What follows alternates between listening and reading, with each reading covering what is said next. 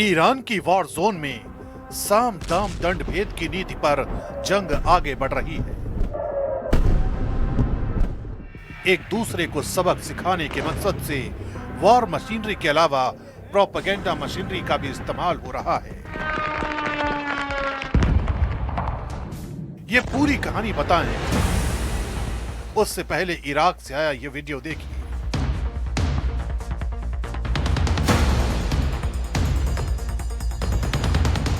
एक underground base में Iraqi resistance organisation से जुड़े कमांडर मौजूद हैं। दावा किया जा रहा है कि इस ऑपरेशन के दौरान ड्रोन के जरिए दुश्मन के उन सैन्य बेस को टारगेट किया गया जो ईरान और पर्शियन गल्फ में मौजूद हैं।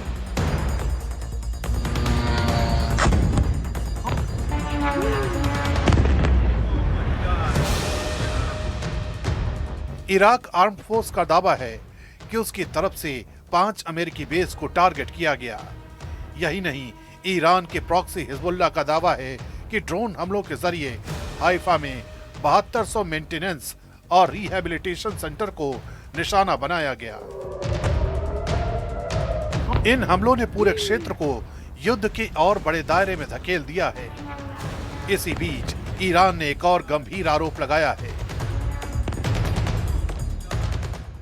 ईरानी सैन्य कमान खत्म अल अनबिया सेंट्रल हेडक्वार्टर के प्रवक्ता का कहना है कि अमेरिका ने ईरान के मशहूर शाहिद 136 की कॉपी तैयार की है। ईरान का दावा है कि इस ड्रोन का नाम बदलकर लुकास रखा गया है और इसका इस्तेमाल कुछ देशों में हमले के लिए किया जा रहा है। तेहरान का आरोप है कि एक सोचा समझा फॉल्स फ्लैग ऑपरेशन हो सकता है जिसका मकसद नागरिक ठिकानों पर हमले करवाकर उसका दोष ईरान पर डालना है। हालांकि इन दावों की पुष्टि नहीं हुई है, लेकिन इस आरोप ने युद्ध के नैरेटिव को और जटिल बना दिया है।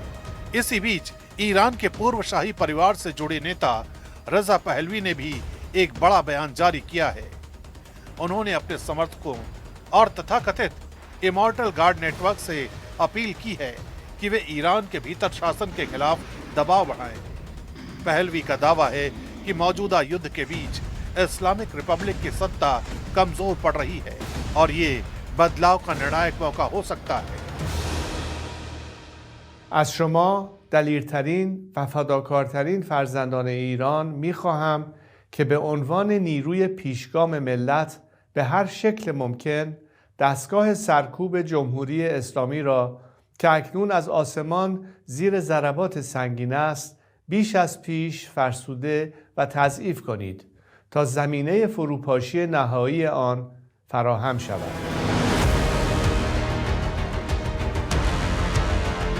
पश्चिम एशिया के संघर्ष में अब सैन्य टकराव के साथ साथ इंफॉर्मेशन वॉर और प्रोपेगेंडा भी उतना ही बड़ा हथियार बन चुका है।